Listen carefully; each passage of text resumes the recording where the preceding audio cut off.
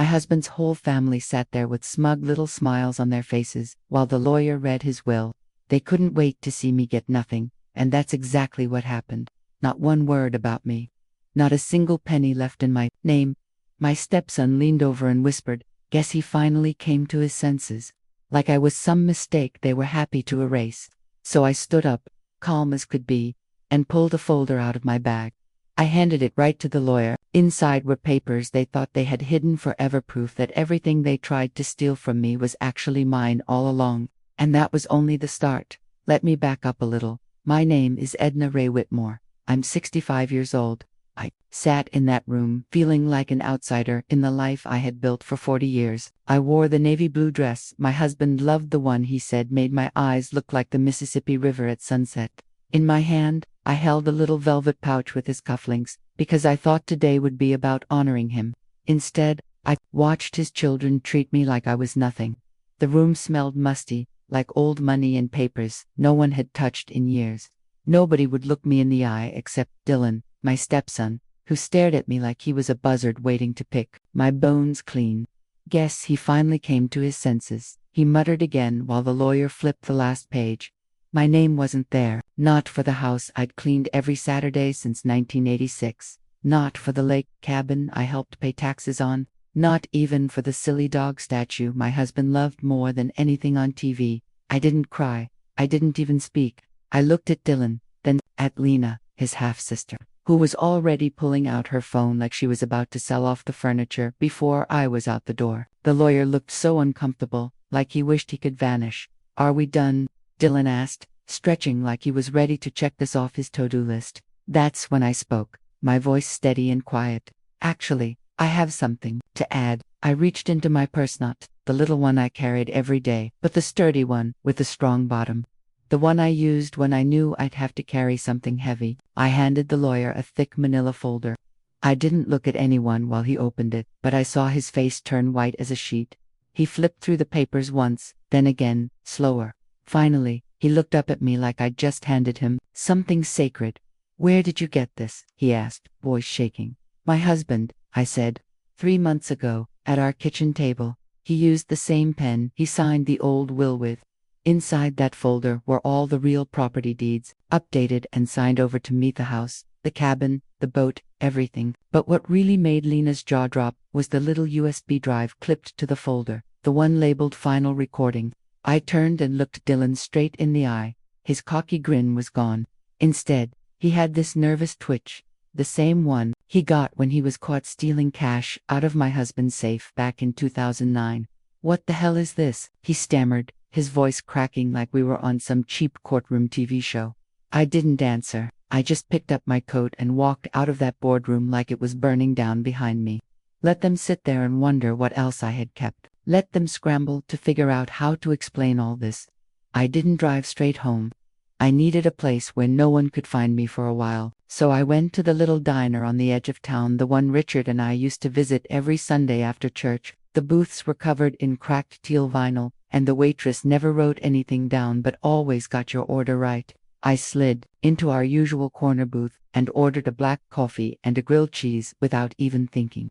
Once I was alone, all the adrenaline drained right out of me. I felt hollow, like someone had pulled the plug. I sat there trying to figure out what I felt: anger, sadness, betrayal.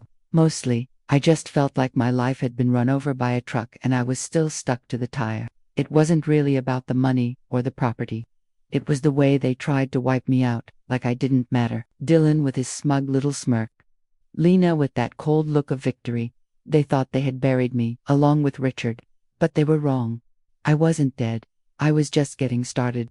3 months before Richard passed out, way back when he was still himself, still gentle and clear-minded, we sat in that same kitchen they think belongs to them now. He told me he didn't trust Dylan always hanging around, acting helpful, asking odd questions about bank accounts and power of attorney. And in that moment, I knew I had to be ready. And I was. I told Richard we should update the paperwork, and he agreed right away. He looked at me and said, "It's time I made things right for you, Edna." That same night, we sat at the kitchen table and printed the property transfer forms off the county website. Richard put on his reading glasses, which kept slipping down his nose, and signed everything. Later, His friend Henry from church, who was a notary, came by after work to stamp and witness the papers. We didn't tell anyone, Richard said. Let it be a surprise. I thought he meant a happy surprise. I had no idea what Dylan would pull later. After Richard started slipping, forgetting people's names, missing meals, mixing up day and night, Dylan swooped in, acting like he was saving the day. He told everyone I was tired and needed help. He moved into the guest room without asking, took over all the appointments, started picking up the phone before I could, and even told the doctor I was too stressed to be involved in Richard's care. Just like that, I got pushed out of my own life. The nurses stopped updating me. The lawyer said Richard had already made his decisions. People kept telling me to rest. I should have screamed. I should have fought back harder. But back then, I still believed Dylan wouldn't cross certain lines. I thought after everything I'd done for him, raising him, covering up his teenage messes, even lying to Richard when Dylan crashed the family car, at 17 he'd at least leave me something. But standing in that will reading, I knew the truth. Dylan had never seen me as family. I was just someone in the way. And Lenashi was even worse. She didn't say much, but that little smirk she gave me today said it all. They wanted me out completely, and for a moment, they really thought they'd won.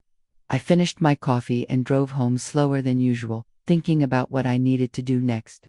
The folder I handed over had done exactly what I wanted. It planted the first seed of panic in their heads.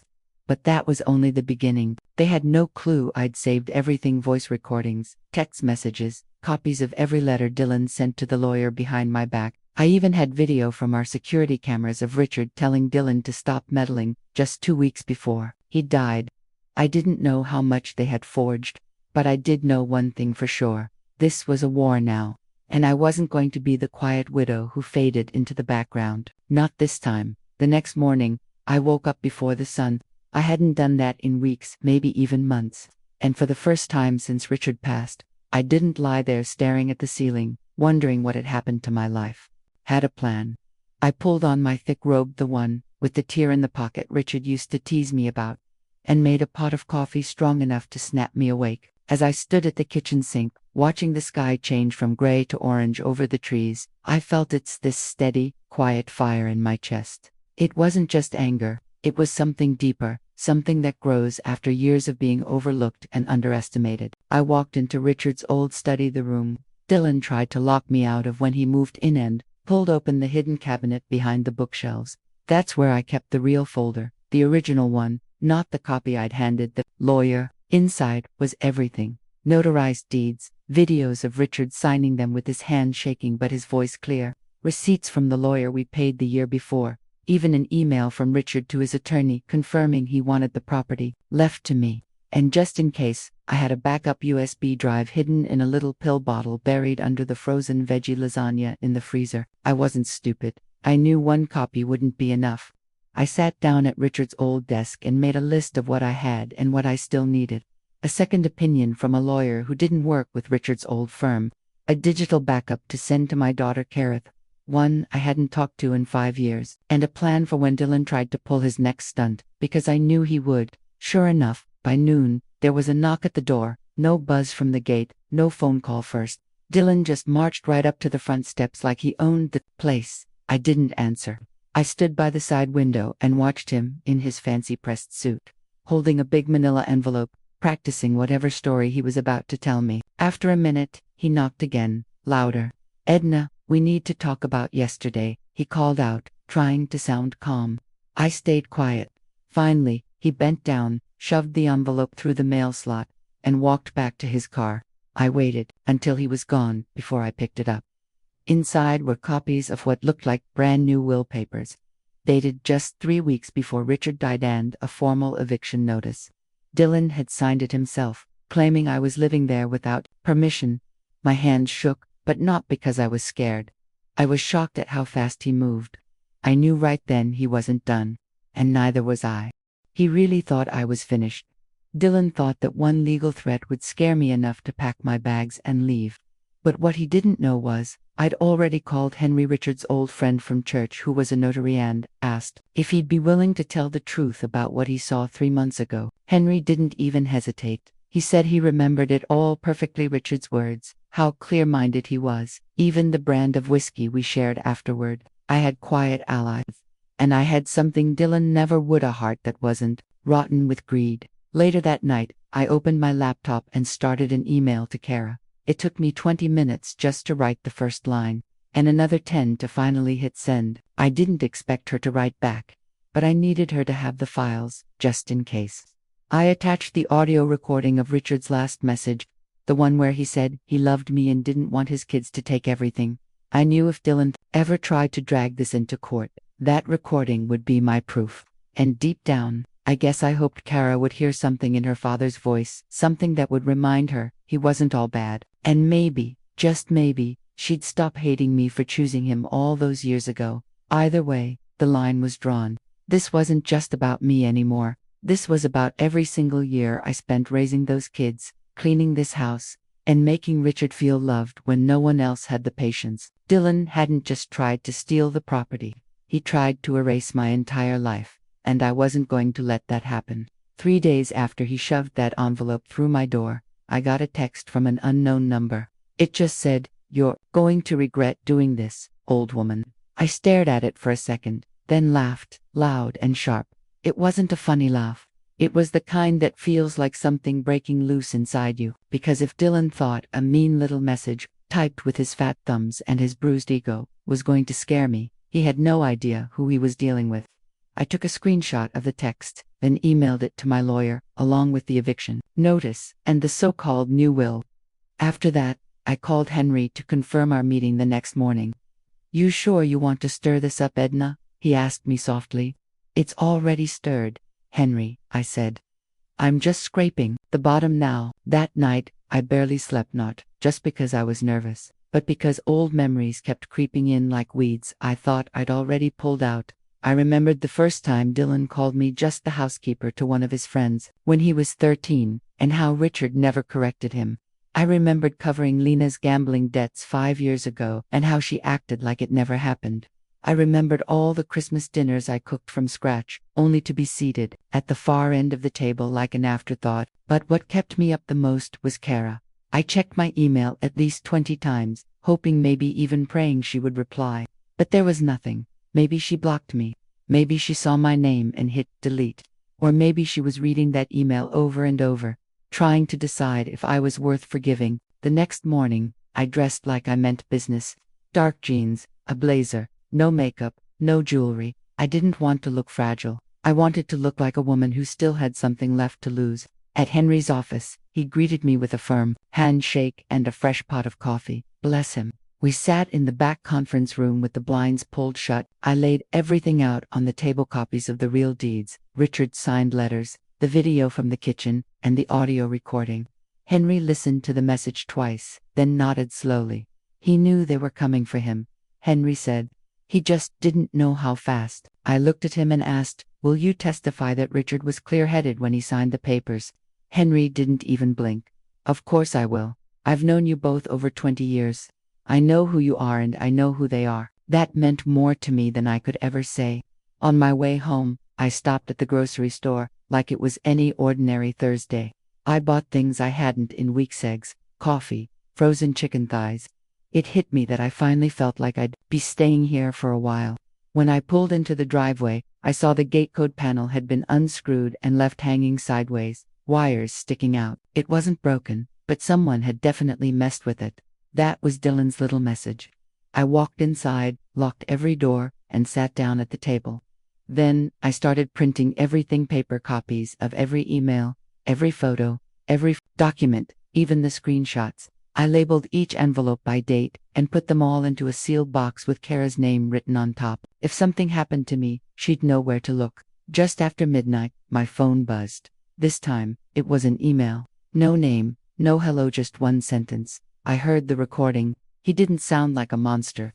I knew it was from Kara. My hands shook as I read that line 5 times in a row. It cracked something open in me I didn't even realize was still tender. I whispered, "Thank you," into the dark and closed my eyes.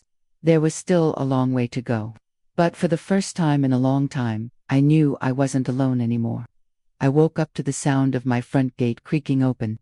For a second, my heart jumped. I thought maybe it was Kara finally coming home after all these years. But when I peeked through the curtain, it wasn't her. It was just Lena, standing there in her spotless tennis outfit, like she'd just come straight from one of those charity brunches she never stopped bragging about. She had a Starbucks cup in one hand and her phone in the other, acting like she was doing me a big favor just by showing up. Before I could even open the door, she rolled her eyes and called out, "Can we talk without the drama?" I opened the door, but I didn't invite her in. I just leaned against the frame and waited. She took that as her cue to launch into her fake soft voice about how everyone was stressed, how I was blowing things out of proportion, and how this whole situation could hurt the family's reputation if I didn't let it go. She actually said, "We can find a graceful exit for you," like I was some actress who'd stayed too long in the spotlight. I just stared at her, honestly amazed at how she could pretend to care without throwing up on herself. Then I said, "Let me guess, Dylan sent you here to clean up his mess." She had the nerve to look offended and say, "No, I came because I care about you, Edna," but her eyes kept flicking over my shoulder, trying to peek into the house, toward the study where all the documents were. And that's when I saw a real panic in her eyes. The kind you can't hide. That's how I knew they were scared. Actually, scared. If Lena was standing on my porch pretending to be sweet, it meant the will they were pushing had big cracks in it, and they were desperate to patch them up before the whole thing fell apart. So I said, "No need for a graceful exit, sweetheart, I'm not going anywhere." Then I closed the door right in her face. The next day, my lawyer called. Dylan's attorney had asked for a mediation meeting. They said the family wanted to resolve this without more legal problems. That was rich coming from the people who forged documents and filed eviction papers like I was some squatter. I told my lawyer to agree, but only if we held it in a public place, with a neutral third party present. He said yes, but warned me they'd probably act polite at first, then try something dirty later. Good, I told him.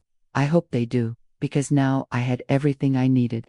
I had the notarized deeds, Henry's sworn statement, Richard's voice recording, and Kara's quiet reply, which told me she was paying attention. She might not be ready to help, but she wasn't looking away either. That night, I couldn't sleep, so I walked through the house in the dark, touching the things I hadn't really noticed since Richard died: his old pipe, the worn spot on the armrest where he always rested his elbow, the picture frame that hung a little crooked because we never got around to fixing it. I thought about how this home was mine, in the ways that mattered, not just because my name was on some piece of paper, but because I had lived every inch of it. I wasn't about to let a couple of bitter kids take it all away with a few signatures and some smug smiles. When I finally sat down, I opened my laptop and started drafting a statement, one I'd release to the press if things got ugly. It had everything: names, dates, facts, the truth from the beginning. If they wanted a fight, I was going to give them one, and I'd win it without ever raising my voice. The mediation was set for Friday morning at a downtown conference center. The place smelled like stale coffee and too much floor polish. I got there 15 minutes early, wearing the same navy pantsuit I'd worn to Richard's retirement party, the one he said made me look like someone who doesn't lose. I sat in the waiting area with my hands folded neatly in my lap, listening to the clock tick and trying not to think about how much I wanted to slap Dylan in the face with the eviction papers he'd sent me. When they finally called us in, I walked into that bland, windowless room like I belonged there because I did. I sat across from Dylan and Lena, who looked like they were about to pitch a business deal, instead of facing the fact they'd tried to steal a dead man's legacy. Beside me sat my lawyer, focused, with a hard copy of every single document stacked in front of him. Dylan had brought some slick young attorney who looked like he thought this was going to be an easy win. The mediator, a tired-looking woman with no-nonsense eyes, started with a simple outline of the dispute and asked if anyone wanted to make an opening statement. I looked Dylan right in the eye and said, "I'm just here to protect what's mine." He let out this fake little laugh and mumbled, "What Richard left you was nothing." Before my lawyer could say a word, I leaned forward and said, "No, what you left me was nothing. Richard left me everything he didn't have time to take back." Then I pulled out the stack of proof I'd brought. The notarized deed copies, the printed email Richard sent to his lawyer, the still shots from the video showing him signing, and finally the transcript of his last voice recording. I set them all in a neat packet and slid it across the table. For a moment, the only sound was Lena's bracelet clinking nervously against the table while she tried to act like nothing was falling apart. The mediator looked at Dylan's lawyer and asked, "Would you like to respond?" The young guy shuffled through the papers, his face going pale, and finally stammered, We'll need time to verify the legitimacy of these documents." I smiled just a little and said, "Good, because I've got all the time in the world." Then I leaned back in my chair, calm as a sunrise, because I knew this wasn't what they'd expected. They thought I would bluff or panic or beg them to settle. They never imagined I'd sit there so steady, ready to drag every lie they told out into the light. When the mediator ended the meeting and started scheduling follow-ups, Dylan stormed out without saying a word. Lena tried to look like she was just tagging along, but I saw her face crack as she walked past me just for a second. A flash of pure panic under all that Botox. That's when I knew for sure they were scared. That night, when I got home, I poured myself a glass of cheap wine and sat on the back porch under the stars. The crickets were singing, and the air smelled like grass, and for a moment, I felt almost peaceful. I checked my phone again, and there, it was another email from Kara. Just one line, but it made my throat close up. I watched the video. "You were telling the truth." I closed my eyes and whispered, "Thank you," into the dark. Because for the first time in a long time, it felt like somebody actually saw me not as a burden or a problem or a ghost, but as a mother, as a woman, worth believing. The next morning, I was barely halfway through my first cup of coffee when the doorbell rang. My heart did that little jump it always did now, that double beat of panic, because I kept expecting more bad news. But when I opened the door, it wasn't Lena, and it wasn't some delivery guy with another envelope. It was a woman wearing scrubs, her eyes puffy from crying, holding a small cardboard box. She looked at me and said, "Are you Edna Ray?" I nodded, too surprised to speak. "I was one of Richard's night nurses," she said. "He asked me to give this to you if things went bad." And before I could ask her name or say thank you, she turned and walked back to her car. I just stood there on the porch, holding that box like it might explode. Finally, I closed the door, carried it to the kitchen table, and stared at the tape for a long moment before I picked up the little paring knife from the drawer and sliced it open. Inside was Richard's small leather notebook, the one he used to keep in his pocket when he'd go fishing with Henry. I thought he'd lost it years ago. Under that was a flash drive and a folded envelope with my name written across the front in his handwriting. For a second, I swear I could smell his aftershave, the cheap woodsy stuff he loved and I always pretended to hate, but would have given anything to smell on him one more time. My hands were shaking when I opened the letter. It was dated 2 months before he died. The first line nearly made me sit right down on the floor. "If you're reading this, they won." I sank into the chair, because suddenly it wasn't just about proving anything anymore. It was about hearing his voice again, even in ink. He wrote about how Dylan had started isolating him, taking away his phone, recording their conversations without him knowing, even telling the nurses that I was too emotional to be trusted. He said he'd tried to talk to Lena, but she just nodded and looked bored, then ignored him for 3 days straight. He knew they were going to try to take everything. He didn't have the strength to fight them outright anymore. So he hid this box with a nurse he trusted, someone who owed him a favor from years back. He wrote that the flash drive had voice memos he recorded at night when no one was around, and that in one of them, he explained everything, how clear his mind still was, what he really wanted in his will, and the truth about what happened in those last months. I stared at that little plastic drive like it was the sword in the stone, something that could either destroy or save the last pieces of my life. Then, I took a deep breath, plugged it into my laptop, and braced myself. What I heard made my stomach twist. Richard's voice wasn't confused or weak. He sounded clear, sharp, angry, and scared. He named every trick Dylan pulled, how they swapped out his lawyer without his consent, how they pressured him to change the will, even the exact dates they increased his medication against his wishes. And by the time the 4th recording started to play, I knew I finally had the truth. I needed Don, the proof that no one could deny. I had tears running down my face because it wasn't just evidence, it was proof.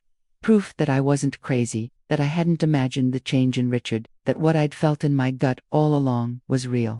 Now I knew without any doubt that they'd used his illness like a weapon. They twisted his last days into something cold and ugly and strategic. And I decided right then that I wasn't just going to expose it, I was going to burn their whole lie to the ground. with Richard's words leading the charge. The next few days felt like walking a tightrope over fire. I knew I held something powerful, something that could destroy every story Dylan and Lena were trying to spin. But I also knew I had to be careful. One wrong move and they'd twist it all back on me, call me a bitter widow making up drama because I couldn't handle my grief. So I met with my lawyer again. We sat in his little office, surrounded by cardboard file boxes, stacks of paperwork, and the hum of an old air conditioner that could barely keep up with the June heat. I laid everything on the table. Richard's letter, the flash drive, the voice recordings. I watched my lawyer's eyes go wide as he listened to Richard's voice, so clear and strong, explaining how Dylan had controlled his medication, how Lena kept up appearances, how they both tried to convince him he was losing his mind when he wasn't. When the last recording finished, my lawyer looked at me and said quietly, "This changes everything." And I just nodded and said, "Good, because everything is exactly what they tried to take." From there, we started building the case, piece by piece. We sorted all the evidence into neat categories: his mental state, property ownership, family interference. I made sure we backed it all up twice too, 2 different cloud drives, and I put a copy on an encrypted USB stick, wrapped it in plastic, and buried it under the azaleas in the backyard, just in case. While we worked on the legal side, the emotional weight kept pressing on me. Every time I closed my eyes, I heard Richard's voice again, not sick and confused, but clear and protective. The man I married. The grief hit me all over again, not just because he was gone, but because they had stolen the ending we were supposed to share. They rewrote the final chapter of our life together like I'd never mattered. I knew the court battle was coming, but I also knew sometimes public pressure moved faster than the law. So I wrote a short, simple letter. I sent it to 2 local newspapers, 1 TV station, and a family law blog that told stories about elder abuse. I attached a redacted version of the transcript and a statement saying I'd been silenced, manipulated, and erased, but not anymore. Within 24 hours, my phone wouldn't stop buzzing. Reporters asking for interviews, lawyers offering help, 2 different elder advocacy groups reaching out to see how they could support me. I ignored most of the calls, but there was one I picked up from a woman named Marissa, who ran a nonprofit that helped women over 60 who were losing their homes after their husbands died. She said, "We get dozens of stories like yours every year, but never one this clear." And right then, I felt something settle in my chest, like maybe, finally, someone saw the whole pattern, not just the little pieces. That night, I sat in the living room with the box of Richard's things on my lap. My phone pinged with another email from Kara. This one was longer, shaky, full of pauses and half sentences and guilt. She wrote, "I should have believed you. I was just a kid. But I knew something was wrong. I was scared. And when you didn't leave him, I thought you chose him over me. Maybe you did. But now I see, maybe you didn't have a real choice." By the time I finished reading, I was crying again. The kind of crying that shakes your whole body. Not just because it hurts, but because it cracks something open. I wrote her back without thinking too much. Just typed, "You were right to be scared. I should have listened. I'm sorry I didn't." And I hit send. For the first time in years, it felt like maybe there was something left to fix. Not just the legal mess, not just the money, but the parts of me that had been breaking quietly for so long, without anyone noticing. It was only a matter of time before Dylan hit back, and he did it exactly how I expected. Loud, messy, and mean. Because 2 days after my story went online, and my statements started to spread, he finally showed his true colors to everyone. I woke up and found my front porch covered in copies of a fake letter. It looked like it was printed on official legal paper, but you could tell it came off someone's cheap home printer. The letter said I was being investigated for elder abuse. It claimed I had tricked Richard into signing everything over to me while he wasn't in his right mind, that I'd kept him away from his family on purpose so I could get control. It was such a sad, obvious lie that for a second, I almost laughed. But I didn't, because I knew exactly what Dylan was trying to do. He was trying to get ahead of the truth.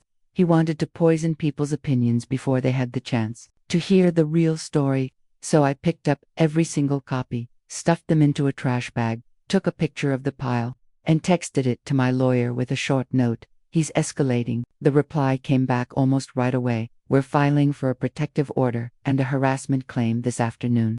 That gave me a little relief. but I still felt sick in my stomach, like a heavy rock was stuck there. It only got heavier later, that day when I heard from Doug. He's a quiet man who runs the hardware store downtown. He called to tell me that Dylan had come by the week before asking if he could get the old security camera footage from the parking lot. It was from a day in February when Richard and I had gone there together. Doug said he thought it was odd at the time but hadn't realized what Dylan was doing. I thanked him, told him not to worry, and wrote his name down on my growing list of people who remembered how things really were not the version Dylan was trying to invent. That night, I sat in bed with the house locked up tight and scrolled through all of Kara's emails again. I read between the lines, feeling out the fear, the guilt, and that slow thaw of a daughter trying to come back after so many years. My heart ached for her, not just as her mother but as a woman who knew what it felt like to carry around pain that wasn't yours but still felt like part of you. Just before midnight, another email came in. Kara had replied to my last message. If you're still okay with it, I'd like to come by this weekend. Not for anything big, just to see you, to talk. I didn't even take a breath before writing back, yes, of course. I'll be here whenever you're ready. After I hit send, I sat there in the dark and whispered thank you for what felt like the 100th time that month, because no matter how ugly this fight was, no matter what Dylan pulled next, the one thing he couldn't undo was this. My daughter was coming home, and that meant something real was starting to grow again, even in the middle of all this wreckage. Kara pulled into the driveway around 3 on Saturday, and I was already standing at the window, trying not to look too eager, though I probably did anyway. The second I saw her step out of her car, I felt this shaky, hopeful energy rise up inside me, like I was suddenly 20 years younger. There she was, standing by the front steps with her arms crossed tight, like she wasn't sure if she should knock or just get back in the car. I opened the door, but didn't say anything right away. She didn't either. She just looked at me for a long moment before finally muttering, "Hi." I said hi back, a little softer than I meant to. We stood there, in that quiet space where all those years of silence had lived.